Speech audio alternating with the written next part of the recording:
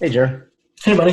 How's it So we going? just did a watch party for your music video release of Good Run, Mm-hmm. Mm-hmm. created by Courtney Collins of Not Only Yeah. Studio. It's an awesome music video, so we decided to do something special with it, and yeah, I just feel like this will be a little bit of a good good time to talk about some takeaways from it, some of the process, and Yeah. hopefully anybody else that has content coming out in the near to maybe distant future can learn a little bit about some strategies to take away in creating a watch party or a Sure. virtual event to bring Yeah. people together. Where do you want to start? Well, uh, I guess we can start with curating the curation portion of it. I asked six friends, I believe, six people, to play one song each, and then I played a song, and then we showed the video. So the whole thing was maybe like 45, 50 minutes, which I think is uh, a great amount of time for something like that. I think it was nice to just have like one song, boom, move on, one song, boom, move on, because we're not there in person, right? Mm-hmm. So I feel like if that was on stage live in front of people, it would be probably jarring. Hey, one song, get off stage. The claps, get off stage. This format allows you to bring in maybe more people than you A lot more people than you normally probably would. and it's a Yeah, simpler ask to say, can you please submit one song right. versus can you do a Can you set do a or 45-minute set? right. Yeah. Can you do one song from the comfort of your living room or office or wherever you record your songs? Right. And more people are And becoming comfortable recording yeah, songs, even if it's the sure. same song for different events. I Right. personally don't. I like creating new content for each thing, even if it is somewhat of a watch party or something Me that's too. to be watched at at a later time.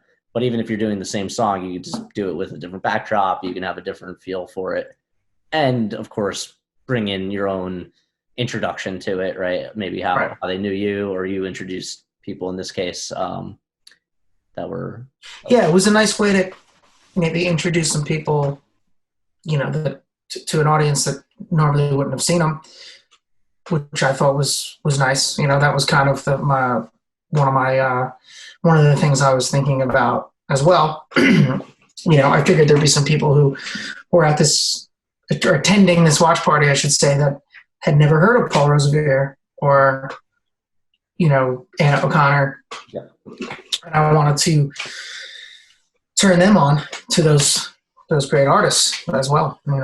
I think that's one of the most valuable things that we could be doing right now is the cross promoting of each other, especially of our own of networks outside of our own. If we have those friends that either moved away or we get connected with through different through different music scenes and music connections, is to bring them into these because, like you said, yeah, you probably wouldn't. Well, especially if somebody's not in your physical area, you wouldn't just Right. ship them in for a song or two to Sure. show. So it's just giving us opportunities to connect with people now, which is doing again work for the maybe for the future. But it is, I think, if you think of that as value in creating something that's a watch party or a virtual event, it's not just for that night. It could be a Right. longer term thing. Sure. And it's in a time like this, it's we're all looking for ways to come together, and Mhm. I think it's a great way to do that. Uh, even though it's all pre-recorded, you're all watching it at the same time. You can comment. Right. So for anybody who didn't catch it, which it is online if you'd like to view Yeah. it, basically it's a pre-recorded video, so it's not necessarily a live performance, but uh, Gerry asked five or six people to send in a video, and then he performed one himself before the debut of the Good Run music video, Right. and we edited it together as one full video. So that way, when you put it on Facebook as a premiere or a watch party, they kind of act similar. One, you can have the date and time set up prior, and it it allows you to be in the same room with a bunch of other people. You can Right. invite them to the room. We did a little bit of a countdown timer, so that way you had a couple minutes ahead of time to share and to get people there. And of course, another good idea of inviting a crew of people to create content for it is they're going to share it and bring people themselves. And yeah, so it's basically that moment in time that we're all kind of having the same experience. We've been doing this with Wine and Song. It's not obviously a completely original idea, but learning a lot from it. And I think if you contrast the watch party and going live with a performance or even things that are strung together, I think there's a different approach when you're doing the watch party. It feels like you're kind of like you're watching that programming together. Sure. It feels like you're all watching like the same TV show, mm-hmm. and the next day at the water cooler you can all talk about right, but you're talking about it in real time. In real time, yeah. The water cooler is the comment section. Yes. Next to the video. And a live performance is, if you're doing what you do in this room in particular on Sunday nights, it's a lot more feedback from the audience. You're kind of playing with the time of it too, because you want to kind of check in with what everybody's commenting and requesting, and obviously you're going to get that instantaneous feedback of what to play or their reactions to it. So it's two different things, but I do think with obviously pre-recorded video, like something like a music video release, it's such a great idea. Even thinking of on a single release, and so she's going to release the song during the day and then create a video for something at night and create a watch party around that. So it's not really a music video, but it's more of a celebration of the song's release. And it actually is going to give a little bit more weight at this time for putting out content digitally. Anytime that we've had, a single, if you didn't have a single release party or an album release party at the venue to really kick off that content, there wouldn't be too much, fanfare online. Nobody would like, great, you released the song, cool, I'll share it. But this really is an event that you can create around pre-recorded content.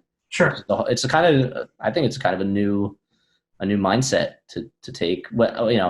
We can argue whether it's as fun and as valuable as having a show in person, which of course the answer is no. But the answer is no. For what it is, and I think now it's. I like that you can curate in the sense that tell everybody to show up at 8:30 on this day and time, and then you present to them. It's not live; it's all pre-recorded, so you can present to them kind of more of a curated presentation, something that you put a little more thought into versus just going live and winging it, essentially.